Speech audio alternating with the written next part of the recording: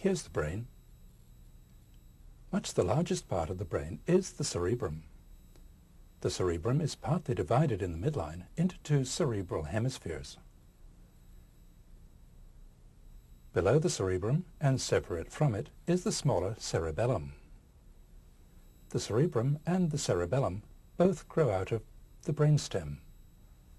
The brainstem becomes continuous below with the spinal cord. The brain is contained within the cranial cavity. Here's the cranial cavity in a dry skull. It's almost the same shape as the brain. As we saw in the last tape, two big steps divide the floor of the cavity into three parts. The sphenoid ridges separate the anterior cranial fossa from the middle cranial fossa.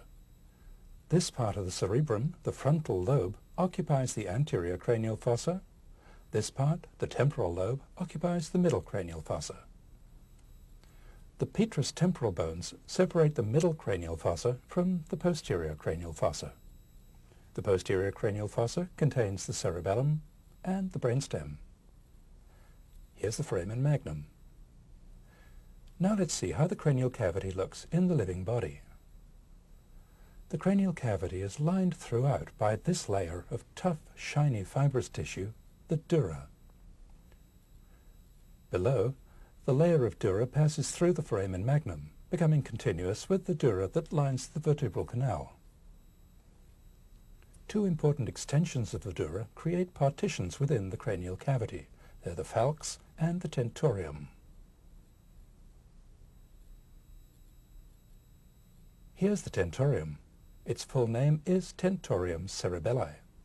It separates the posterior cranial fossa from the rest of the cranial cavity and separates two major parts of the brain, the cerebrum above from the cerebellum below. This opening in the tentorium is called the tentorial incisure. The brainstem passes through it. The tentorium is attached along this line on the occipital bone and along the edge of the petrous temporal bone.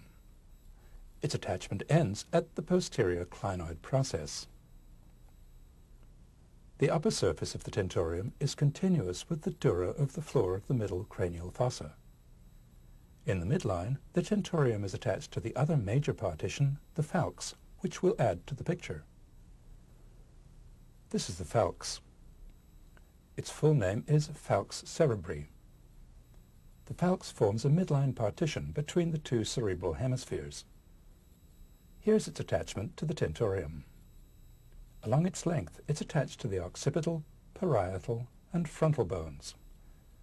Here in front, the falx is attached to the crista galli. To see the falx in cross-section, we'll divide it along this line.